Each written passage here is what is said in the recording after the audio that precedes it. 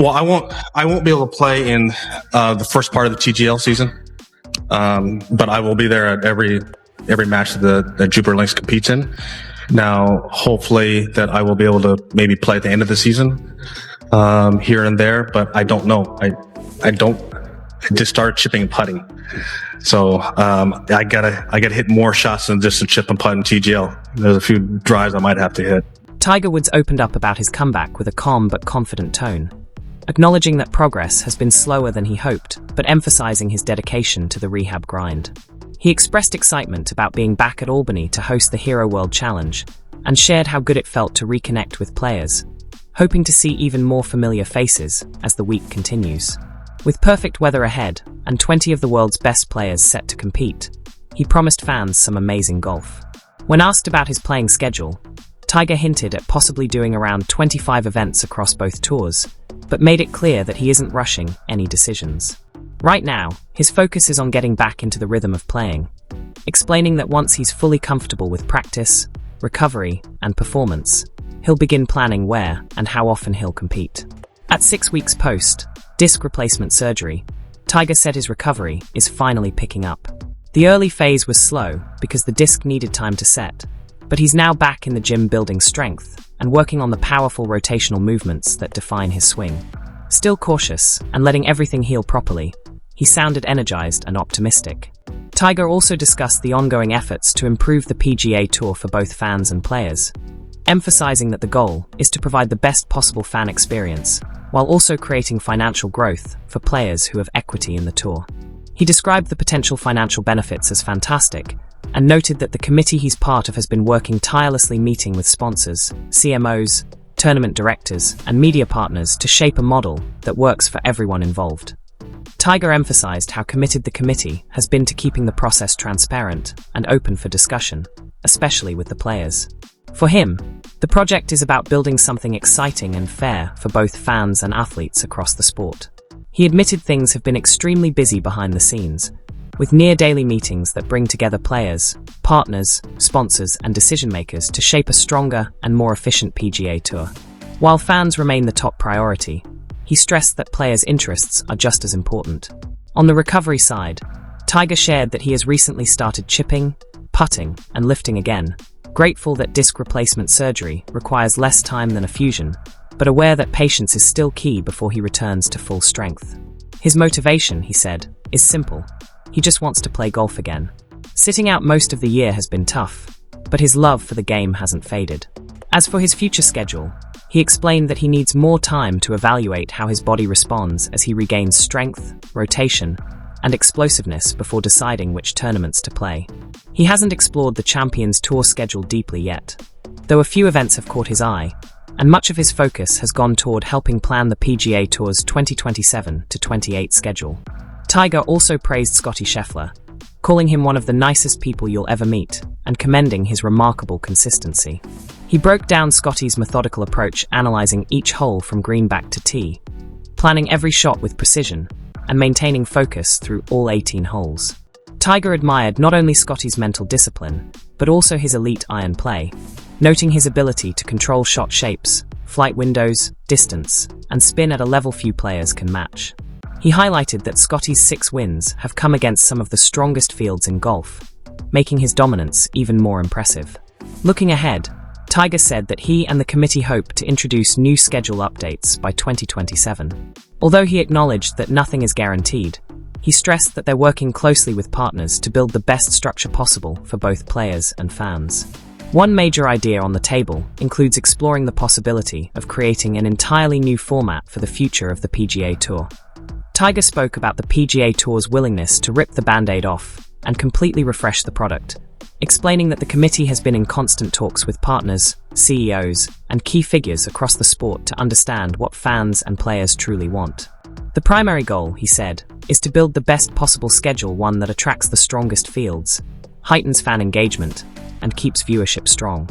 Every decision centers on making the game more exciting and accessible. He also reminded people that the tour used to end earlier in the year, wrapping up around September or October during his early playing days, a timing that was intentional and is now being re-evaluated as part of creating a more balanced, modern sports calendar.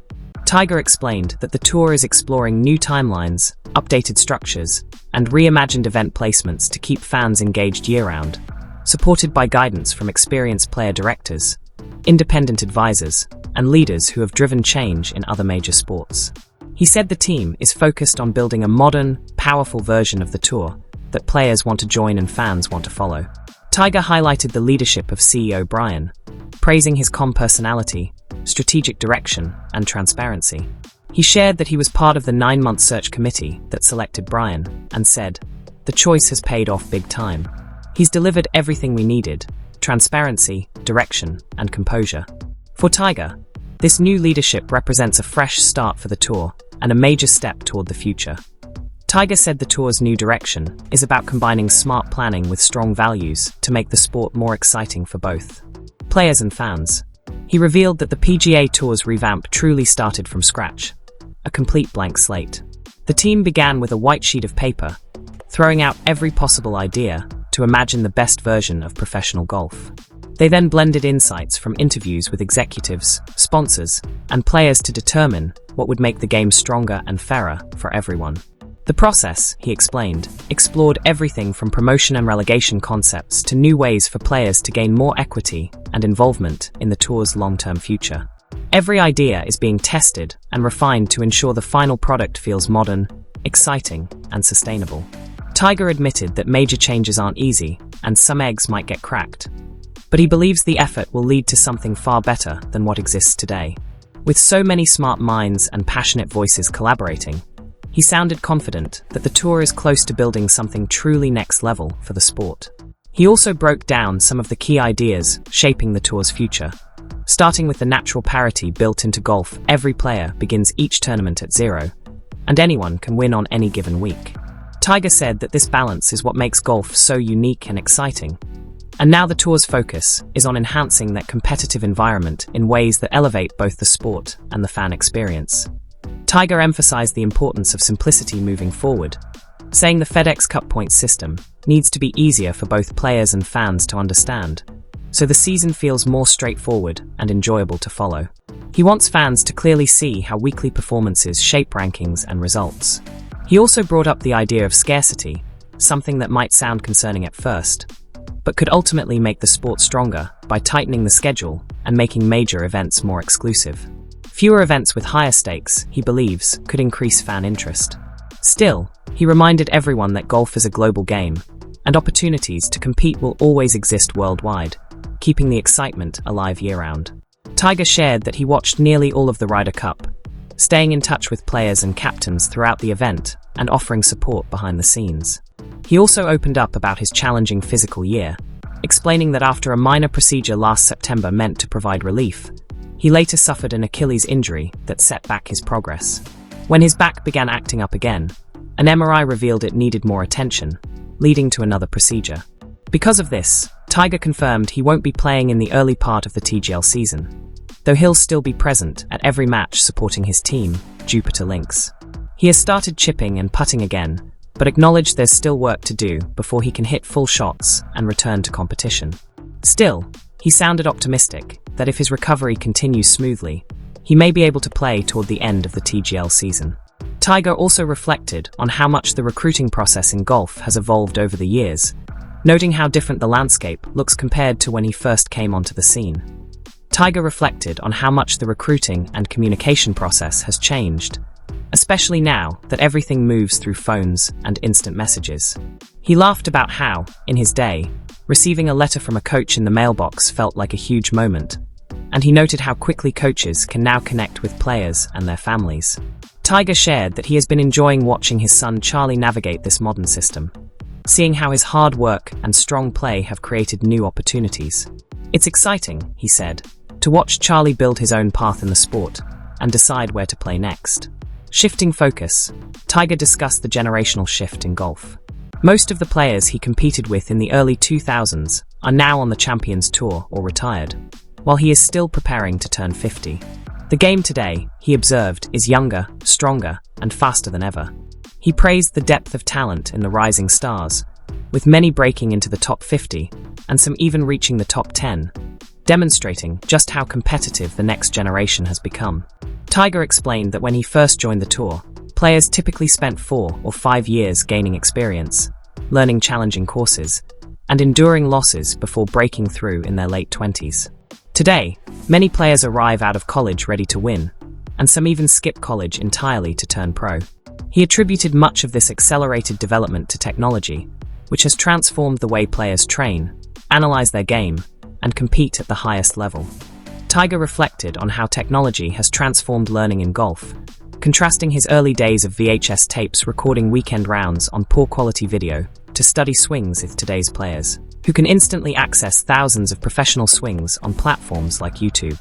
He explained that modern golfers are digital learners, quickly absorbing techniques and adjusting their game, which allows them to step onto the tour more skilled and confident than ever. Tiger called it amazing to watch a new generation use technology to push golf to the next level. Shifting focus, he spoke about the devastating impact of the Pacific Palisades fires, describing how the entire community was affected. He praised the collaborative effort of the tour, local officials, and city leaders, which ensured that events could continue smoothly despite the challenges. He shared how his staff worked tirelessly, sometimes around the clock, to keep tournaments on track, and he expressed pride in how the team handled the pressure. Looking ahead, Tiger said returning to Riviera this year will feel especially meaningful, almost like a celebration after the difficulties of last year. He emphasized that the current priority for the PGA Tour is strengthening its product in the US, which he believes will naturally create growth and opportunities, both domestically and internationally. Tiger acknowledged that many moving parts exist behind the scenes, but assured that progress is being made to form stronger global partnerships and give players more chances to compete worldwide. For him, improving other tours and the overall golf experience begins with maintaining the PGA Tour as the top league in the world, setting the standard so all levels of the sport can rise together. He closed with a heartfelt reflection on what the tour has meant to him personally from chasing his childhood dream as a 16-year-old to becoming world number 1, a journey that started on a small par 3 course in Cypress, California. While his early impact was measured in clubs and clutch putts, he now focuses on shaping the tour's future.